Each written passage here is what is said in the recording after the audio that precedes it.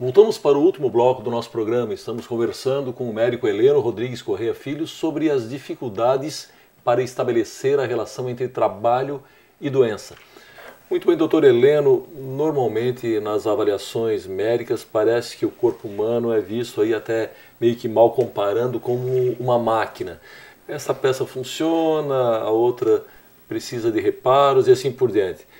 Mas hoje também se fala em assédio moral e outros fenômenos também causadores de doenças que não estão ligadas diretamente a movimentos físicos. Como tratar, na sua opinião, de forma integrada dessas causas de doenças? O principal mecanismo que nós temos para abordar o surgimento de doenças cuja origem não é mecânica ou não é essencialmente bioquímica, como a exposição a produtos tóxicos ou coisas que alteram a bioquímica corporal, mas que alteram a maneira de ver, a maneira de sentir, a maneira de pensar e que estejam relacionadas com o trabalho, é utilizar o arsenal que nós temos hoje de múltiplas profissões de saúde. Certo. Porque uma das formas de não restringir a abordagem e não ficarmos cegos para possíveis soluções é introduzirmos conhecimentos das áreas da linguística, da antropologia, da fisioterapia e as áreas particularmente mais recentemente desenvolvidas voltadas para a reabilitação das pessoas quando elas estão doentes. E isso foge ao universo estrito, conhecido como o universo da saúde, atuado anteriormente apenas por médicos, enfermeiros e auxiliares de enfermagem. Essa concepção de que a atuação da medicina na recuperação da saúde ela tinha um potencial para resolver problemas surgidos da relação entre saúde e trabalho, ela se esgotou. Então hoje nós temos que utilizar múltiplas profissões atuando em conjunto. Mas isso está longe da nossa realidade brasileira. Está longe e está próximo, né? Porque a atuação que nós temos hoje de várias áreas de centros governamentais, como os que são chamados de saúde do trabalhador, ela é pautada na multiprofissionalidade. Mas nas empresas? Nas empresas, isso tem sido introduzido em algumas empresas de grande porte, lentamente, paulatinamente. Então já é possível encontrar fonoaudiólogos, fisioterapeutas, terapeutas ocupacionais atuando em reabilitação dentro de grandes empresas de porte internacional. Isso é praticamente inexistente no universo comum das relações de trabalho. Mas é um caminho e particularmente eu acredito que esse caminho esteja na organização dos centros de atenção à saúde do trabalhador. Tá certo, doutor Heleno. Como medir o tamanho do dano causado a um paciente? Até que ponto ele está inválido e até que ponto ele se recuperou após o tratamento? E quais as sequelas e qual a importância na vida do paciente? A principal importância é que, uma vez ele tendo adoecido, ele jamais será reconhecido na empresa onde ele trabalhou como uma pessoa perfeitamente capacitada. Ele é portador de um estigma social atribuído a ele, que mesmo voltando a trabalhar, será visto como uma pessoa que fraquejou, cedeu ou foi atingido. De qualquer maneira, ele retornando ao mesmo posto de trabalho, como portador de uma história anterior de ter tido uma doença ou um agravo relacionado com o trabalho, ele será discriminado. Mudar isso é muito difícil. E há uma tendência, inclusive, ao descarte das pessoas para evitar que elas voltem às suas posições originais. É mais fácil descartar do que mudar a maneira de fazer. E isso é hoje o grande dilema das relações de trabalho no Brasil, fora da relação internacional em que isso pode ser visto. Tá certo, doutor Heleno, os exames hoje disponíveis, eles são capazes de diagnosticar com precisão e confiabilidade lesões que poderão vir a se manifestar futuramente, mas que na época da avaliação não foram perfeitamente identificadas? Nós temos uma grande limitação do potencial de diagnóstico dos exames que nós dispomos.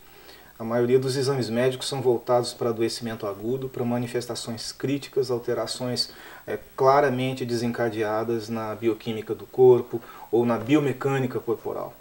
Nós não temos muitos recursos, a não ser fora da medicina, para avaliações subjetivas, como limitações das funções sociais, a introdução do medo, o pânico, as relações de opressão, elas não são absolutamente medidas, ou nós não temos como avaliar o impacto dessas pressões sociais e da pressão por trabalhar rapidamente, trabalhar intensamente, porque isso foge à capacidade da medicina de avaliar. Então é necessário que nós possamos recorrer a outros recursos de outras profissões. Isso extrapola completamente o arsenal de exames médicos disponíveis hoje. Doutor Heleno, os testes da chamada funcionalidade realizados quando da alta de pacientes que foram vítimas de doenças laborais, eles são adequados? E os quesitos normalmente respondidos nos laudos conseguem expressar corretamente a situação do paciente? Existe uma gritante disparidade entre a capacidade de avaliar a funcionalidade de uma pessoa num consultório médico ou numa avaliação pericial e a realidade que essa pessoa vai enfrentar quando ela retorna ao seu local de trabalho ou ao mundo social em que ela vive.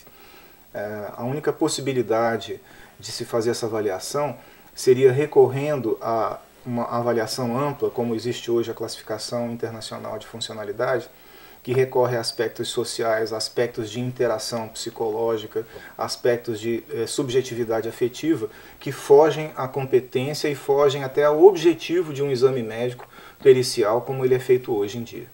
Bom, para nós finalizarmos, gostaria de perguntar para o senhor que providências caberiam ao Estado para resolver todas essas situações e oferecer garantias mínimas, adequadas ao trabalhador, ao cidadão, seja na atuação preventiva, seja no trato das consequências de lesões e acidentes de trabalho. A principal medida que cabe ao Estado é a introdução em todos os seus braços de atuação, seja o executivo, o judiciário, o legislativo, do princípio da precaução. Não introduzir nenhuma mudança nos processos de trabalho e fazê-lo sem planejamento, e colocar sempre a precaução como uma medida que antepõe ou que é colocada primeiro ao se colocar qualquer novo processo produtivo em ação.